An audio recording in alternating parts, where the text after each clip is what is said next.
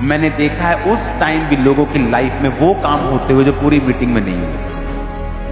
अपनी लाइफ में मैंने वही लोग कामयाब होते देखे हैं जिन्होंने परमेश्वर के ऊपर आस रखी है, भरोसा रखा है, प्रेयर की है। वो लोगों को मैंने ऊपर जाते हुए नहीं देखा लाइफ में, जो बड़े बुद्धिमान थे, वचन की बड़ी नॉलेज थी। मैंने उनको जाते हुए देखा है जिन्होंने अपनी परीक्षाओं में परमेश्वर को छोड़ा नहीं है। Hallelujah, praise the Lord everyone. मैं एक बार फिर से आप सबका स्वागत करता हूं हमारे एक और नए वीडियो में।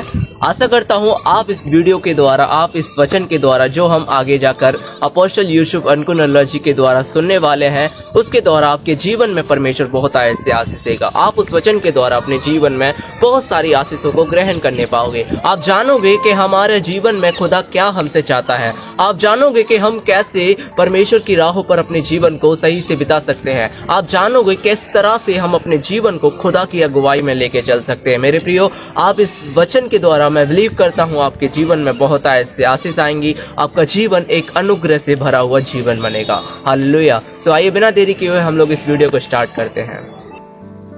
हर एक टेस्टिमनी को कभी भी इस तरह से ना सुनो कि प्रभु ने काम किया, इस तरह से सुनो कि प्रभु ने काम कैसे किया। अपने पड़ोसी को बोलो, प्रभु ने काम कैसे किया। फिर से बोलो पड़ोसी को, प्रभु ने काम किया तो है। हां, सबको पता है किया, सब सुन लेते हैं। जिस स्क्रीन पे हमने जो देखा, जो हम अपनी आंखों के सामने देख रहे हैं, चाहे वो बॉर्न क्रिश्चियंस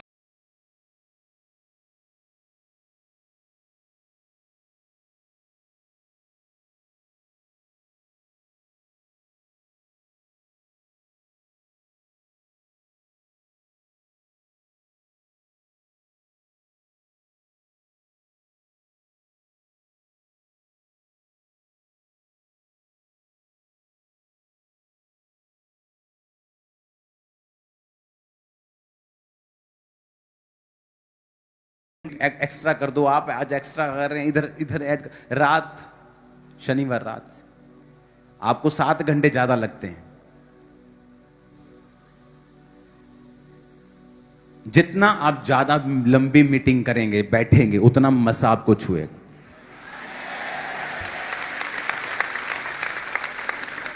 मत भागो। मैं लोगों को देखता हूं, कई बार सोचते थे वचन सुन लिया चलो भागते हैं।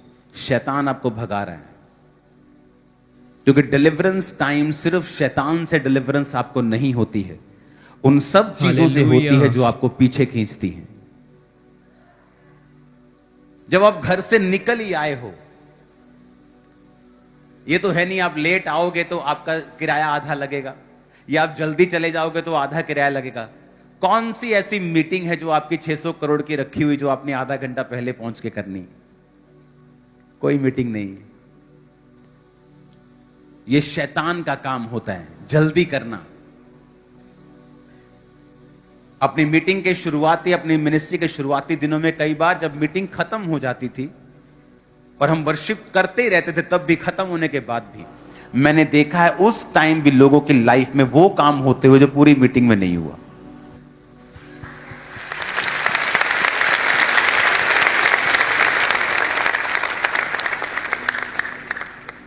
परमेश्वर की प्रेजेंस में टिकना जरूरी है। आप बैठेंगे उसकी हजूरी में, आप उसकी हजूरी में टाइम देखेंगे बार बार, समय क्या हुआ। आपको भरोसा होना चाहिए आपका समय दुनिया की सबसे कीमती चीज परमेश्वर के राज्य में इन्वेस्ट हो रहा है, यह कभी व्यर्थ नहीं जाएगा। नेवर। मैं इसी समय का प्रोडक्ट हूं। 1 घंटे में मीटिंग कैसे हो सकती है? 1 घंटे में तो हमारा इंजन अभी गर्म होता है। डीजल इंजन गर्म होता है ना धीरे धीरे। हाँ, बड़ा इंजन टाइम लगता है। स्कूटरी से तो फटाफट खत्म खत्म। बड़े इंजन तो शुरू, और मेरा टाइल सैनिटरी का काम है, जिन भट्टियों में वो बनती है ना 24 घंटे लगते हैं उसको गर्म होने में, फिर वो बंद नहीं होती। 24 घंटे साल के 365 दिन वो चलती हैं मशीनें, एक बार गर्म होने में 24 घंटे लगते हैं।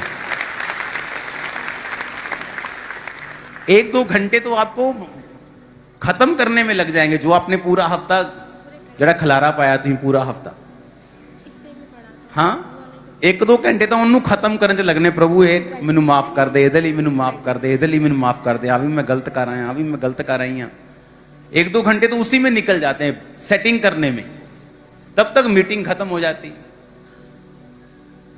पहले आओ, वर्शिप करो, अपने आप को क्लीन करो, देखो परमेश्वर की प्रेजेंस में आपको मालूम होता है कि आपने क्या गलतियां की हैं। फिर आप उन गलतियों के लिए, प्रभु की प्रेजेंस एक ऐसी चीज है जहां आपको फुली कन्विक्शन मिलती है कि नहीं ये चीज सही है या ये चीज गलत है। और फिर आप जब 1-2 घंटे में पूरा क्लीन करते हैं अपने आप को और सेट होते हैं, फिर आप तैयार होते हैं, हां मुझे हर टेस्टिमनी सुननी है, मुझे हर वीडियो टेस्टिमनी सुननी है। अगर आप इंटरनेट पे भी हैं तो एक्स्ट्रा पैक डलवा के रखो। क्या 200-400-500 रुपए का पैक नहीं आता आजकल, इतने में आप बर्गर इतने के खा जाते हो कि मुझे ये यहां डाटा बचा लूं, ये टेस्टिमनी का डाटा छोड़ देते हैं, बाद में डाटा बचाते, पापा के आने तक डाटा बचा लो। परमेश्वर के राज्य में कंप्लीट इन्वेस्ट करो अपनी लाइफ को, कंप्लीटली। रिजल्ट ऑसम होगा, अमेजिंग होगा। आमीन। अपोस्टल जी, एक बड़ी ही ग्रेट मिरेकल हुआ इस बहन की लाइफ में। एक टेस्टिमनी यूपी से आए हैं स्पेशली, और फर्स्ट टाइम आए हैं। कहते हैं इनके गले में ना, ये फोन में है इनके, ये कैंसरस सिस्ट थी इस बच्ची के गले में, और अपोस्टल पिछले 6 महीने से थी, और लगातार यूपी में कहते सारे बड़े डॉक्टर्स को दिखाया, और उन्होंने बोला कि ये कैंसर का असर है और ये पूरे मुंह में, जबड़े में फैल जाएगा, जल्दी इसका उपचार मेडिकली करना पड़ेगा। कहते किसी ने इन्हें चर्च के बारे में बताया, और आज ये फर्स्ट टाइम बड़ी मीटिंग में आए, और कहते जैसे ही प्रार्थना को ग्रहण किया, मुंह खोले बेटी, इनका वो सारी कैंसर की जो रसौली थी ना, पूरी तरह से गायब हो चुकी है। ओह जीसस। अंदर से दिखा कर लड़के,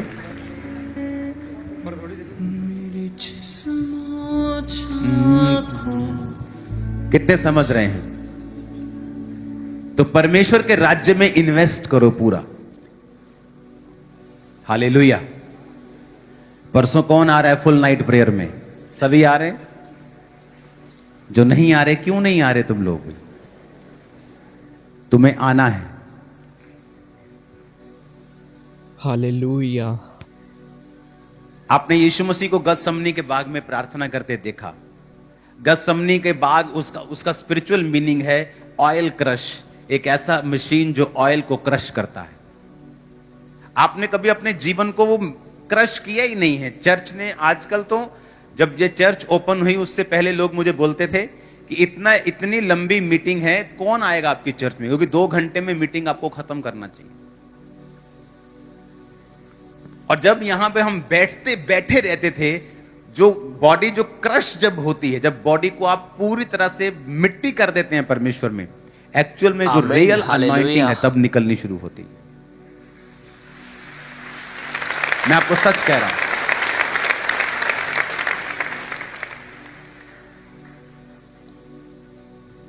एक दिन बहुत लंबे समय के बाद मैं चर्च में आया वापस। तब मैं मैरिड नहीं था, तो कोई फोन नहीं था, कोई व्हाट्सएप नहीं होता था। मीटिंग के बाद अटेंड की, उसके बाद प्रेयर प्रेयर प्रेयर प्रेयर। और जब मैं वो वापस आया और जब मैं ले हैंड में प्रार्थना कर रहा था, आप इमेजिन करो 80% 90% लोग दुष्ट आत्माओं में मैनिफेस्ट हो रहे थे और आजाद हो रहे थे। सेम लोग, मेरे चर्च के लोग। मैं हैरान हो रहा था, इसमें से भी निकल रहा है। क्यों? जब प्रार्थना हम करने के लिए जंगल में जाते थे, तो प्रार्थना जब होती थी, प्रेयर वर्शिप, रात को सोना नहीं होता था। हर 2 घंटे में आधा घंटा उठ के प्रेयर होती थी। तो जो रात की प्रेयर होती थी 10 बजे के बाद, जब 10 बजे उठते थे नींद में, 12 बजे सो के, 2 बजे 4 बजे वाला तो ऐसा होता था कि यार छोड़ दो प्रार्थना, नहीं करनी मुझे। लेकिन सब एक दूसरे को जब देखते थे कि बेइज्जती हो गई, मैं नहीं कर रहा हूं, सब लड़के कर रहे हैं, तो सब एक दूसरे को देखो देखी सब उठते थे और सब प्रेयर करते थे। और तब जब 24 घंटे प्रार्थना के बाद हम बाहर आते थे, ऐसा लगता था कि वाकई शरीर मर गया है, आत्मा जी उठी है, लगता था ऐसे। हालेलुया। हमने प्रेयर ही नहीं की, हमने इन्वेस्ट ही नहीं किया है।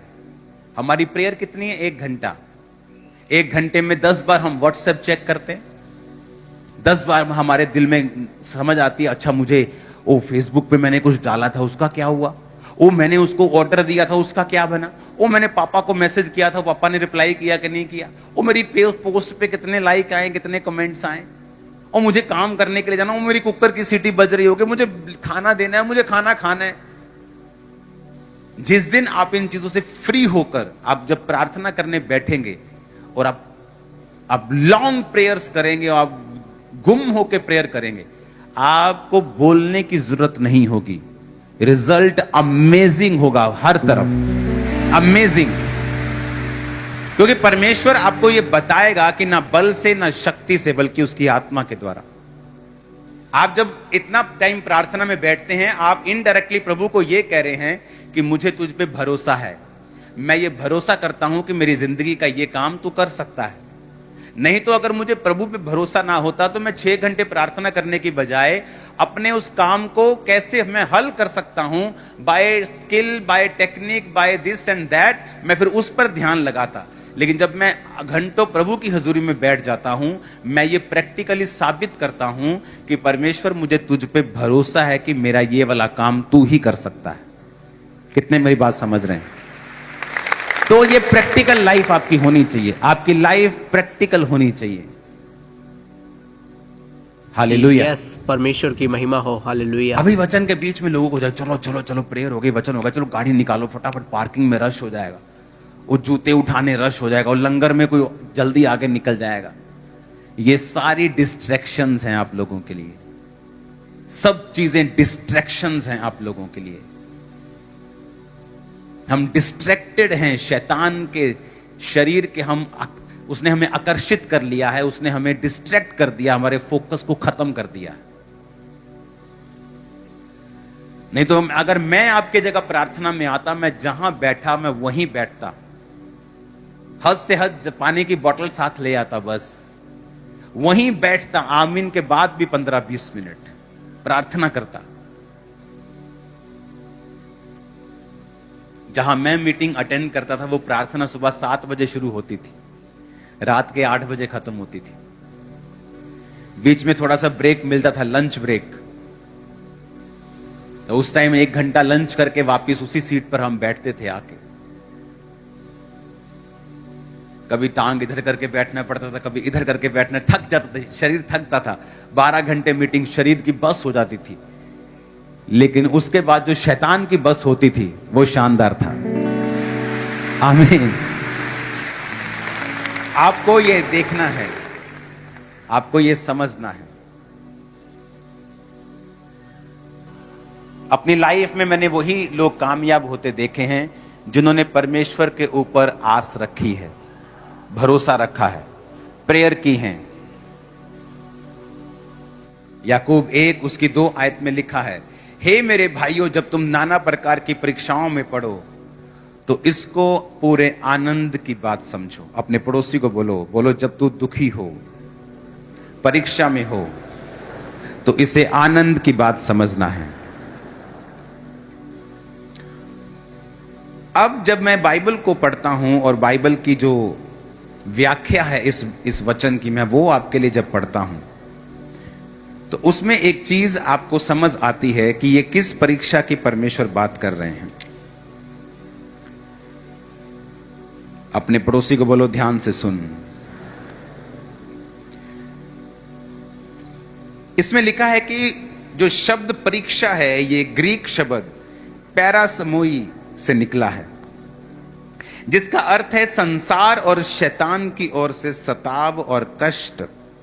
विश्वासी को इन सताव और कष्टों का आनंद पूर्वक सामना करना चाहिए, क्योंकि परीक्षा से धीरज और सिद्ध किया हुआ चरित्र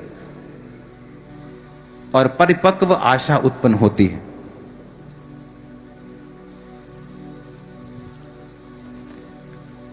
याकूब इन परीक्षाओं और कठिनाइयों को विश्वास का परखा जाना कहता है। कई बार एक विश्वासी के जीवन में परीक्षाएं इसलिए आती हैं कि परीक्षा उसके विश्वास की ईमानदारी को परख सके।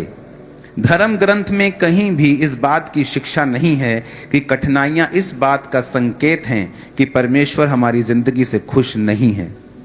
वो इस बात का संकेत हैं कि परमेश्वर इस बात को मान्यता देता है कि हमारी उसके प्रति निश्चित प्रतिबद्धता है। 4 आयत में लिखा है, धीरज को अपना पूरा काम करने दो ताकि तुम पूरे और सिद्ध हो जाओ और तुम में किसी बात की घटी ना रहे। व्याख्या कहती है सिद्ध हो जाने का मतलब है ग्रीक भाषा में टेलियोस, जिसका मतलब है कि परमेश्वर के साथ ऐसा सही संबंध जो एक मन के साथ भक्ति, आज्ञाकारिता और निर्दोषता के साथ परमेश्वर को प्रेम करने के प्रयास में लगा रहता है और उसमें फल लाता है। इसका मतलब है परमेश्वर ने कहा जब तुम नाना प्रकार के दुखों में पड़ो, और खास करके उन दुखों की बात कर रहा है जो शैतान या इंसान को विश्वास के कारण सताव का सामना करना पड़ता है। शैतान की ओर से वो सताव होता है, कष्ट होता है, और संसार की ओर से भी होता है। तो परमेश्वर ने कहा कि ये परीक्षाएं इसीलिए आती हैं कि वो परमेश्वर हमारी ईमानदारी को परख सके। वो लोगों को मैंने ऊपर जाते हुए नहीं देखा लाइफ में, जो बड़े बुद्धिमान थे, वचन की बड़ी नॉलेज थी। मैंने उनको जाते हुए देखा है जिन्होंने अपनी परीक्षाओं में परमेश्वर को छोड़ा नहीं है।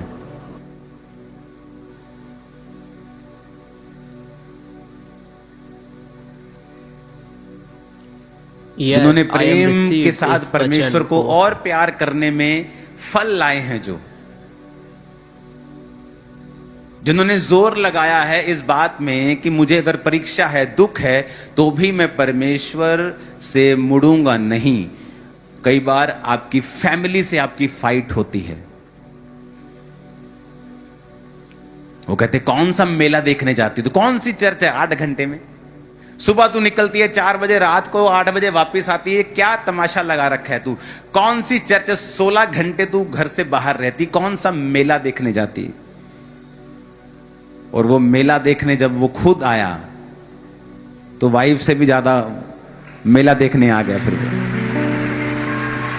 हालेलुया।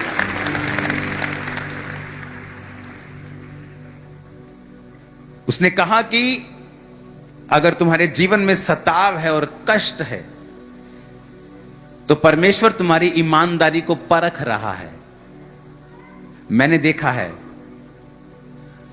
वो लोगों ने परमेश्वर से बेहतर जीवन पाया है जिन्होंने अपने दुखों में परमेश्वर को छोड़ा नहीं।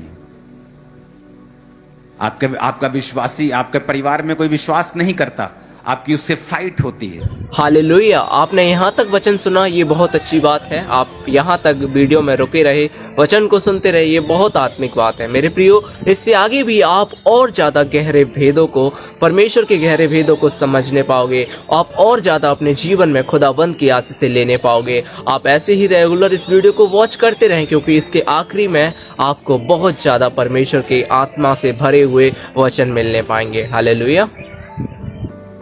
वो कहते हैं अगर तेरा परमेश्वर सच्चा है तो बीमार क्यों है तू? तेरी चर्च तो लोगों को हील करती है, तेरी चर्च तो लोगों को छुड़ाती है, तेरा परमेश्वर तो लोगों को आजाद करता है, फाइनेंशियली ब्लेस करता है, पर तू गरीब है, तू बीमार है, तू परीक्षाओं में गुजर रहा है। तेरा परमेश्वर कहां है? अब आप उस परीक्षा के कारण परमेश्वर से दूर होंगे या सब कुछ इग्नोर करके परमेश्वर को पहने रखेंगे, उसके पास रहेंगे। अगर आप ऐसे विश्वासी हैं तो ही आप चलेंगे, नहीं तो नहीं चलेंगे। सब बोलो आमीन। फिर उसने 13 आयत में लिखा, जब किसी की परीक्षा हो वो ना कहे कि मेरी परीक्षा प्रभु की ओर से होती है। अब ये और बात कर रहा है, ये परीक्षा वो परीक्षा नहीं है जो शैतान के सताव के कारण आई। ये वो परीक्षा है जो विश्वासी अपनी ही अभिलाषा से खींचकर और फंसकर परीक्षा में पड़ता है। 15 आयत में लिखा, फिर अभिलाषा गर्भवती होकर पाप को जनती है, पाप बढ़ जाता है तो मृत्यु को उत्पन्न करता है। हे मेरे प्रिय भाइयों, धोखा ना खाओ। ऐसा फिर नहीं है कि आप चोरी कर लें और आप कहें कि परमेश्वर मेरी परीक्षा कर रहा है। लिखा, बुरी बातों से परमेश्वर आपकी परीक्षा नहीं करता है। इन चोरियों से, व्यभिचार से, इन चीजों से आपको बच के रहना है, क्योंकि वो परमेश्वर की ओर से परीक्षा नहीं है, वो शैतान चाहता है आप उसमें फंसें। लेकिन कहता, जब सताव आएगा, जब परमेश्वर के नाम के कारण तुम्हारा विरोध होगा, जब तुम्हें अलग अलग बातें बोली जाएंगी, जब तुम्हारे विश्वास को परखा जाएगा, सही होने के बावजूद भी तुम्हारी जिंदगी में कोई दुख होगा, तब वो तुम्हारे जीवन में प्रूफ करेगा, जब तुम प्रभु में बने रहोगे, कि वाकई तुम्हारी ईमानदारी सच्ची है और तुम परमेश्वर के सच्चे भक्त हो, सच्चे बेटे और सच्ची बेटी हो। आमीन। तब मालूम नहीं होगा जब तुम हालेलुया बोलते हो, या तुमने एक भी संडे मिस नहीं किया है, या तुम टाइटर हो। ये तब मालूम होगा जब दुखों में भी तुमने परमेश्वर को छोड़ा नहीं है। यहां सेटल होता है केस, कि तुम्हारी लाइफ में कुछ भी हो जाए, तुम्हारा स्टैंड वही है, तुम्हारा परमेश्वर वही है। तुम्हारी प्रार्थना कम नहीं हुई, तुम्हारा चर्च जाना कम नहीं हुआ, तुम्हारी फास्टिंग कम नहीं हुई, तुम्हारा प्रेम परमेश्वर के प्रति कम नहीं हुआ। तुम सिर्फ बड़ी बड़ी मीटिंग पे चर्च नहीं जाते हो, तुम हर संडे जाते हो। हालेलुया। उसने कहा, यदि तुमको बुद्धि की घटी हो, 5 आयत में, तो प्रभु से मांग जो बिना उलाहना दिए सबको उदारता से देता है। उसने क्यों बुद्धि की बात यहां पे की है? कहता, बुद्धि का अर्थ है कि वो आत्मिक योग्यता जिसके द्वारा हम परमेश्वर के दृष्टिकोण से जीवन और उसके व्यवहार देख और मूल्यांकन कर सकते हैं। जिसका मतलब है कि बुद्धि यानी वो आत्मिक योग्यता, वो एबिलिटी, वो समझ जिससे हम परमेश्वर के दृष्टिकोण से, कि परमेश्वर मेरे जीवन को जिसमें मैं अभी हूं किस तरह से देख रहा है। अगर मैं यूसुफ हूं और गड्ढे में हूं, यूसुफ तो अपने आप को गड्ढे में देख रहा है, लेकिन परमेश्वर का दृष्टिकोण यह है, अब यह गड्ढे से मिस्र में जाएगा, वहां से जेल में जाएगा और जेल से प्रधानमंत्री की कुर्सी तक जाएगा।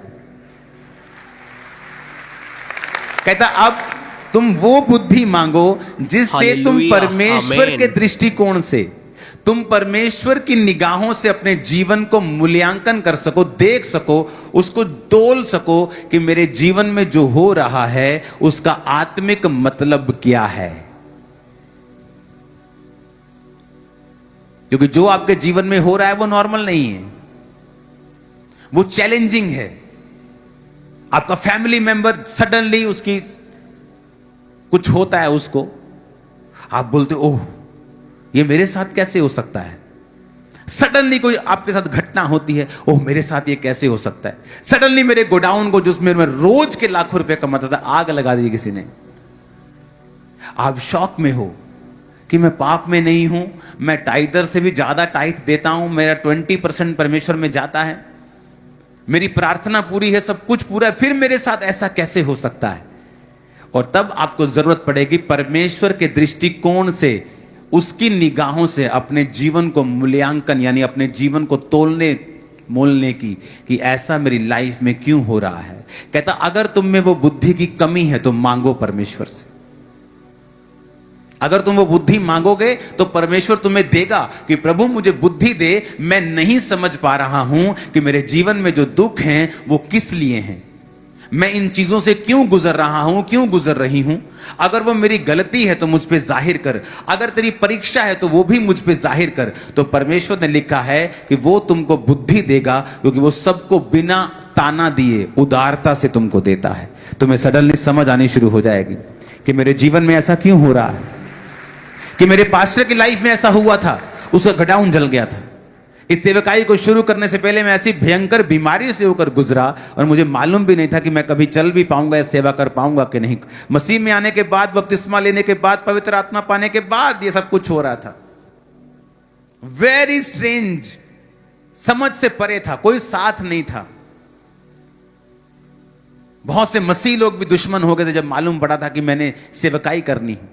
घर वालों को बता नहीं सकता था, नया नया मसीह था, वो मुझसे लड़ते थे, ना दोस्त था, ना बाहर था, ना अंदर था। सब तरफ से ऐसा लगता था कि मैं अकेला पड़ गया हूं। और वो राइट टाइम था, क्योंकि उस समय मेरा कोई, आज वो सारे दोस्त जो मेरे पक्के दोस्त थे मेरी जिंदगी में वापस आ चुके हैं।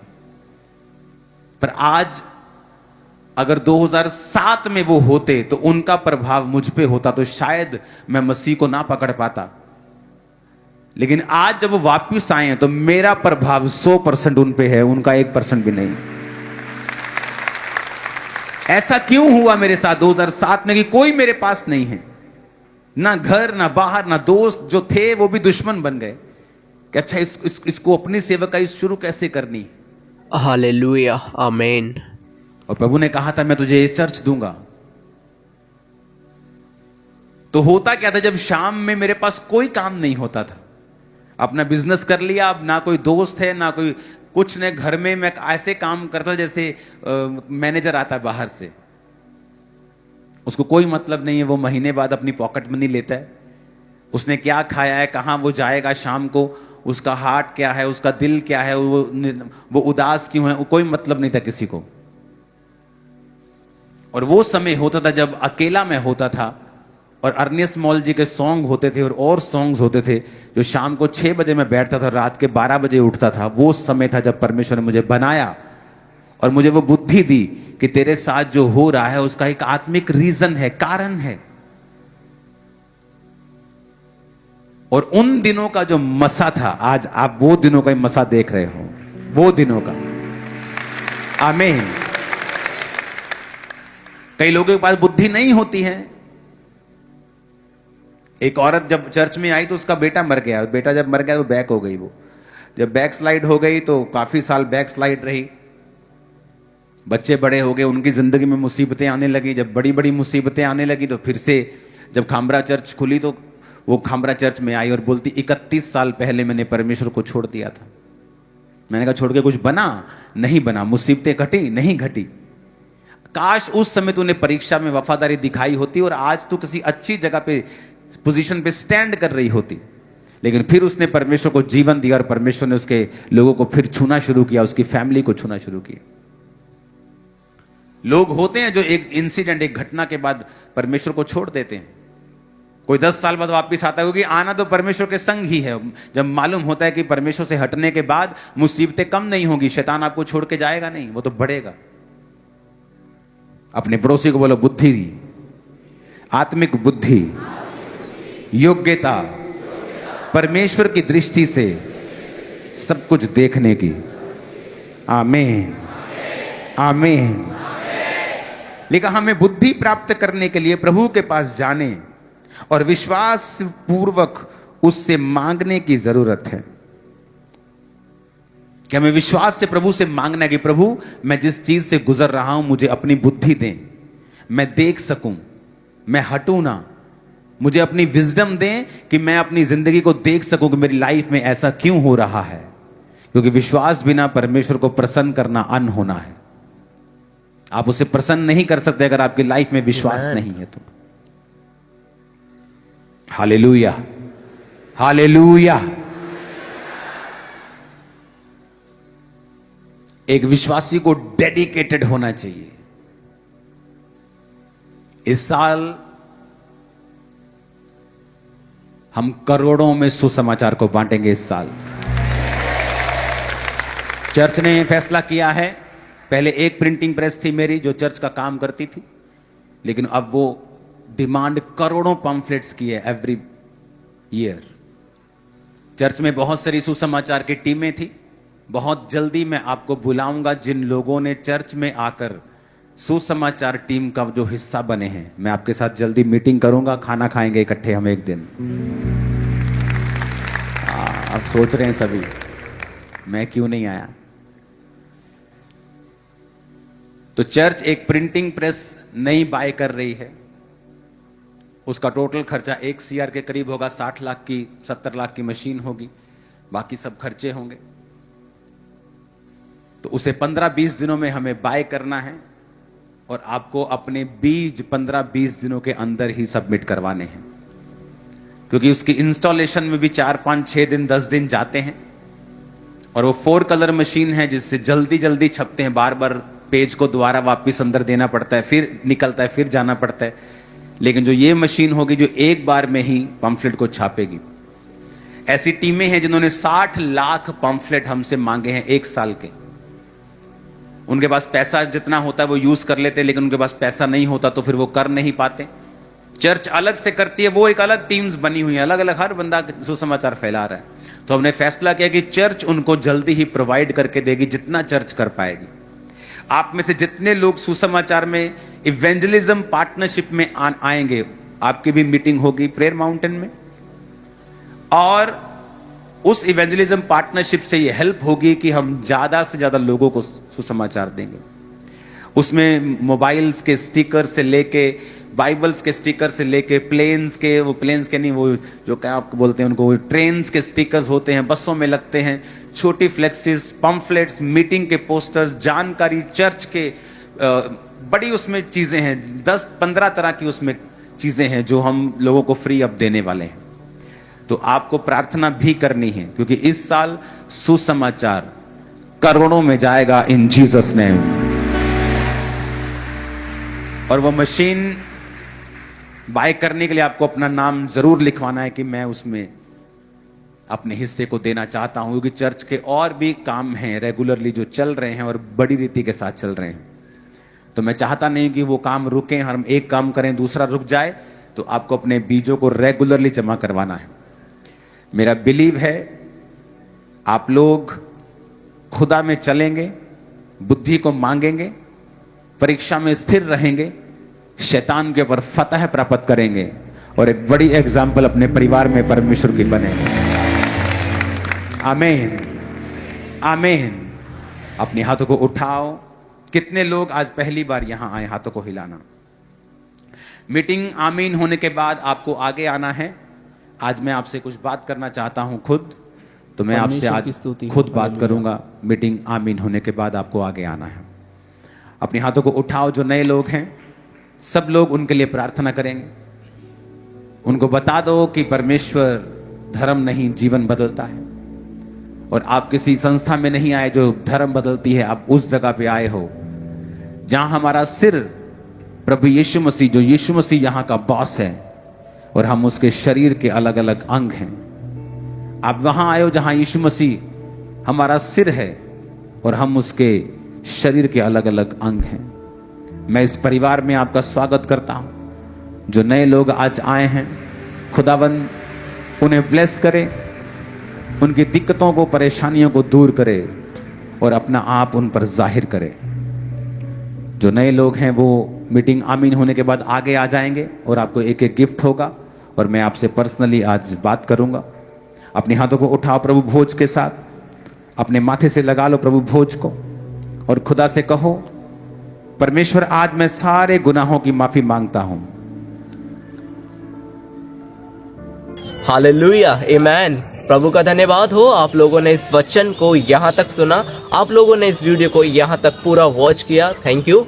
मैं आप सबका धन्यवाद करता हूं, और मैं विश्वास करता हूं कि आपने इस वचन के द्वारा बहुत ऐसे आशीषें पाई होंगी। आपके जीवन में इस वचन के द्वारा एक नया बदलाव आया होगा। हालेलुया।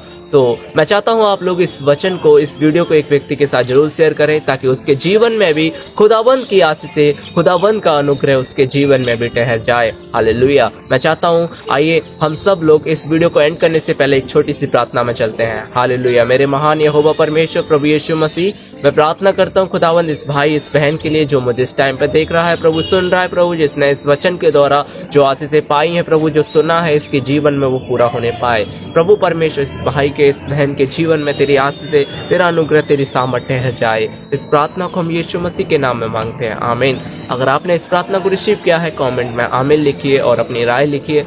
आप सबको जय मसीह की।